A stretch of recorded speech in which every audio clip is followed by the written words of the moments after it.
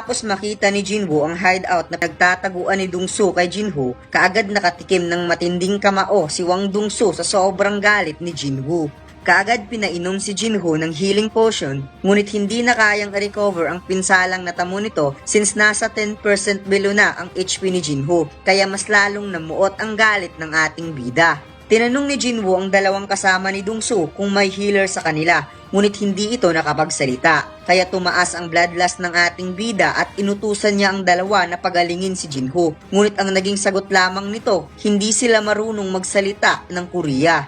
Nakabalik na si Dongsu at handa na itong makipagbasagan ng ulo since ito daw ang first meeting nila ni Song Jinwoo at sinabi niya sa dalawa niyang kasama na nag-request daw ito na pagalingin ang kinidnap nila. Muling nag-request si Jinwoo sa huling pagkakataon na pagalingin ng dalawa si Jinho, ngunit malakas ang loob ng isa na sinabing kailangan munang kumbinsihin ni Jinwoo ang kanyang boss. Kaya kaagad nagdash ang ating bida upang hawakan ng ulo pagkatapos nilampaso ito sa poste. Tinanong ni Jinwoo ang isa kung siya ba ay isang healer, ngunit nataranta nga ito dahil hindi daw sinabi ni Dongsu na involved pala sa Song Jinwoo sa taong kinidnap nila. Since ito ay nataranta, kalmadong sinabing muli ng ating bida kung siya ba ay isang healer. Ngunit sagot nito, hindi siya isang healer. Kaya gamit ang Commander Authority, inismash ni Jinwoo ang ulo ng hunter na parang binagsakan ng gravity sa sobrang lakas. Alam daw ni Dongsu na si Jinwoo talaga ang pumatay ng kanyang kapatid na si Hwang Dong-suk. Ngunit gusto pa rin niyang marinig na aminin nito ni Jinwoo. Hindi nagsalita ang ating bida sa mga tanong ni Dongsu habang kalmadong naglalakad ang dalawa upang mag face to face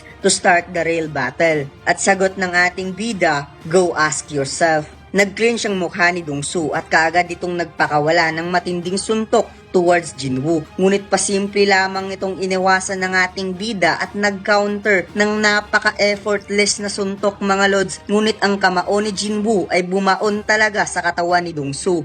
Napasukan ng dugo si Dongsu sa tindi ng suntok ni Jinwoo at parang blink ang pagkatalsik ni Dongsu sa sobrang bilis dahil sa lakas ng kamao ng ating bida. Tumago si Dongsu sa pader at bumangga-bangga ito sa floor at napunta sa malaking water pipe hanggang sa umabot ito sa kabilang pader. Ramdam pa ni Dongsu ang kanyang consciousness at lakas kahit iniinda nito ang sakit sa katawan. Ngunit siya ay nagulat dahil si Song Jinwoo ay nasa itaas ng nasirang water pipe at nag-aantay lang na pansinin nito ni Dongsu. Muling nag-engage ang dalawa ngunit mas mabilis na hawakan ni Jinwoo ang ulo ni Dongsu kaya inismash niya ito sa malaking water pipe. Habang hawak-hawak ni Jinwoo ang ulo ni Dongsu, hinampas-hampas niya ito sa napakakapal na metal ng water pipe at bawat smash nito ay dumadagundong ang tunog sa buong gusali hanggang sa nagsisitalsikan ang dugo ni Dongsu. Biglang dumating si Thomas Andre at sinabing that's enough. Dahil sinabihan ko na yan si Dongsu na huwag kang galawin at tinanong ni Andre kung buhay pa ba si Dongsu. Sagot ng ating bida, buhay pa sa ngayon.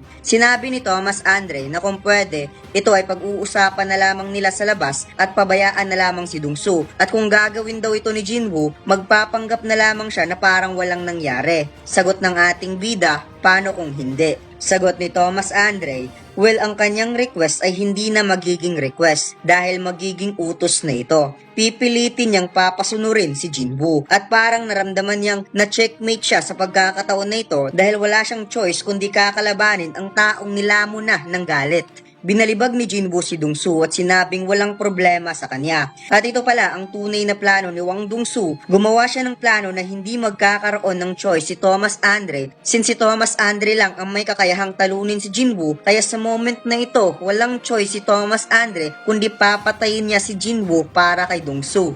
Tinanong ni Thomas Andre kung kilala ba ni Jinwoo ang kaharap niya. Sagot ni Jinwoo, hindi na importante kung sino ka. Kaya naisip ni Andre, alam ni Jinwoo kung sino siya, ngunit pinili pa rin itong kalabanin siya.